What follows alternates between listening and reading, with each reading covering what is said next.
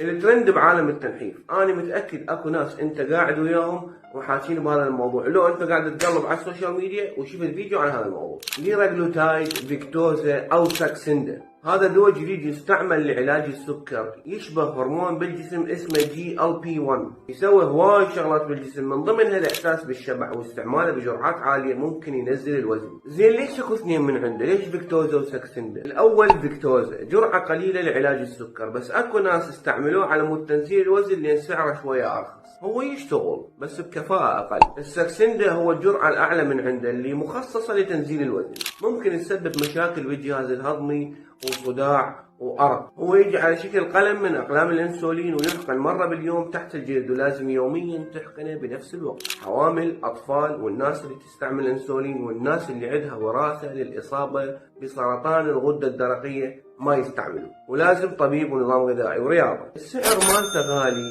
لدرجة ما راح أحط سعره. اكو دراسات تقول انه المشاركين اللي استعملوه ساعدهم بنزول 10% من وزنهم خلال سنة.